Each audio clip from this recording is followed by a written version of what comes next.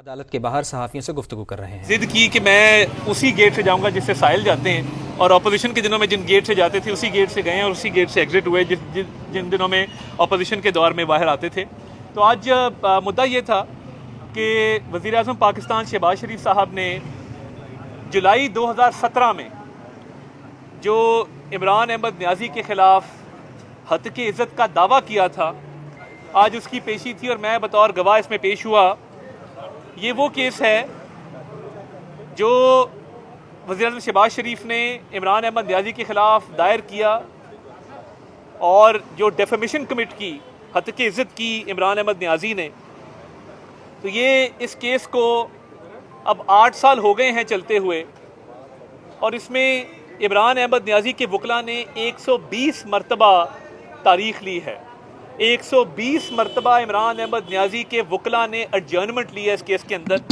आज उनके वकील मोहम्मद हसन चोटिया साहब किसी मसरूफियत के बिना पर नहीं थे, तो हमने इसरार किया कि हमारी स्टेटमेंट कम अज़ कम रिकॉर्ड कर ली जाए और उस पर जरा जब वकील साहब अवेलेबल होंगे तो कर ली जाए। तो उनके जो एसोसिएट मौजूद थे उन्होंने इस बात पे अग्री किया कि स्टेटमेंट रिकॉर्ड कर लें।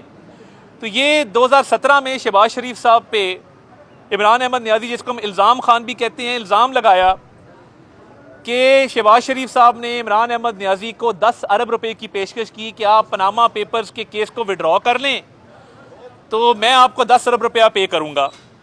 ये झूठा, बेबुनियाद और मन घड़त इल्ज़ाम, बहुत सारे इल्ज़ामात में से एक इल्ज़ाम जो इमरान अहमद न्याजी ने लगाया था, शहबाज शरीफ साहब ने उसी वक्त 2017 में हत्क इज़्ज़त का दावा दायर किया और उस केस में अब खासी पेशरफ्त हो चुकी है। और इस केस के अंदर जो हक़ाइक़ हैं वो हमने अदालत के सामने रखे कि ये ना सिर्फ एक झूठा बयान है बल्कि मज़े का खेज़ है कि जिस तरीके से इस बयान को दोहराया गया, मुख्तलिफ टीवी चैनल्स पे जाके टॉक शोज़ के अंदर दोहराया गया। उन टॉक शोज़ का ट्रांसक्रिप्ट USB भी हमने सामने रखी। फिर परेड ग्राउंड रावलपिंडी के जलसे में इस इल्ज़ाम को दोहराया गया, कराची एयरपोर्ट पे दोहराया गया, पेशावर शौकत खानम की तकरीब में दोहराया गया और इस इल्ज़ाम को जगह जगह शाया किया गया, बतौर कैंपेन चलाया गया। तो ये इल्ज़ाम क्योंकि एक झूठा इल्ज़ाम था, इमरान अहमद न्याजी और उसके वकला किसी किस्म का सबूत नहीं पेश कर सके इस इल्ज़ाम के एविडेंस के तौर पे। और आज मैंने जो बयान रिकॉर्ड कराया अदालत के सामने कि शहबाज शरीफ साहब की एक अवामी खिदमत की हिस्ट्री है इस मुल्क के अंदर। वो 1988 से सूबाई असम्बली और कौमी असम्बली के मेंबर मुंतखब होते आ रहे हैं। वो सूबाई असम्बली में लीडर ऑफ अपोजिशन भी रहे। 3 मरतबा अल्लाह ताला ने उनको वज़ीर आला बनाया, 2 मरतबा वज़ीर आज़म रहे। मियाँ नवाज शरीफ ने उन पर एतमाद किया और उनको अपने उम्मीदवार के तौर पर नामज़द किया। तो उनकी समाजी खिदमत, सियासी खिदमत, जब वो बिज़नेस में थे चैम्बर के प्रेसिडेंट रहे और एक उन्होंने अपनी रेपूटेशन बनाई एज ए डूअर कि वो डेवलपमेंट में बिलीव करते हैं, अवामी खिदमत में बिलीव करते हैं और हमेशा अवामी खिदमत की है, पब्लिक सर्विस की है, अपना खून पसीना देकर। तो ये जो इमरान अहमद न्याजी जो कि एक मुजरिम है और अडियाला जेल में करप्शन के केस में कैद है, ये उसका शीवा है कि वह ऐसे झूठे इल्ज़ामात लगाता है। और ये हत्क इज़्ज़त का दावा जो अब 8 साल से चल रहा है उसमें खासी पेशरफ्त है और इमरान अहमद न्याजी के पास अपने दिफा में ना कहने को कुछ है, ना कोई सबूत पेश कर सके हैं। हमने तमाम तर सबूत पेश किए कि ये झूठा इल्ज़ाम था, बेबुनियाद था, मन घड़त था, फ़रेब पर मबनी था, अवाम को गुमराह करने के लिए दिया गया था, शहबाज शरीफ साहब की साख को मुतासर करने के लिए दिया गया था। तमाम दस्तावेजी सबूत वो अदालत के सामने रखे हैं और हम उम्मीद करते हैं कि इंशाअल्लाह ताला इसमें हमें इंसाफ मिलेगा।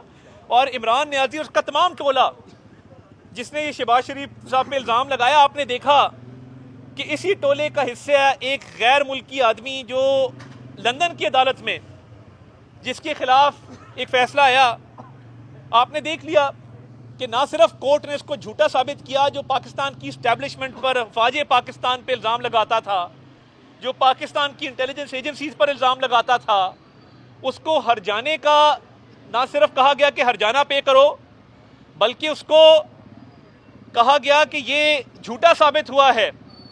और फिर वो एक टेररिस्ट एहसानुल्लाह एहसान का इंटरव्यू करे सोशल मीडिया के ऊपर, तो ये किसी महज़ब माशरे में, महज़ब मुल्क में किसी दहशतगर्द की सपोर्ट जो है ये कानूनी तौर पर, इखलाकी तौर पर जायज़ नहीं है।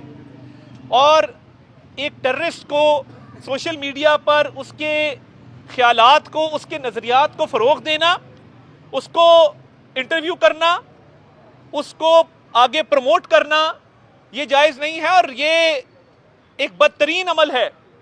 मैं नहीं समझता कि कोई भी महज़ब मुल्क इसको बर्दाश्त कर सकेगा कि उनके मुल्क में रहता हुआ शख्स वो टेररिस्ट को हार्बर कर रहा है। This purports to harboring a terrorist, this purports to supporting a terrorist, Ehsanullah Ehsan, and promoting his views. This cannot be allowed in any civilized country.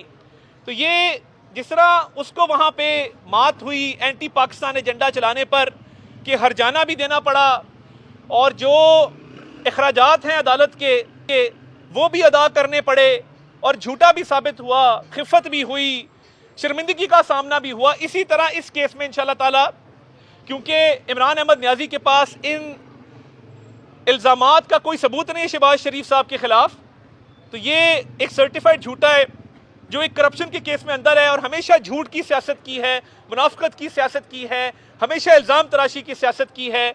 और अब क्योंकि सबूत कोई नहीं है, 120 तारीखें तो ले चुके, तो ये इंशाअल्लाह ताला इनको रुसवाई का सामना करना पड़ेगा। और ये हमेशा की तरह जब ये झूठ बोलते हैं फिर बाद में यू टर्न लेते हैं, यू टर्न ही अब तो पूरा राउंड अबाउट बन गया इनका, घुमन घेरी है पूरी, घूमते रहते हैं उसके इर्द गिर्द। तो ये हक और सच की फतह होगी और इंसाफ की फतह होगी। जी आबिद।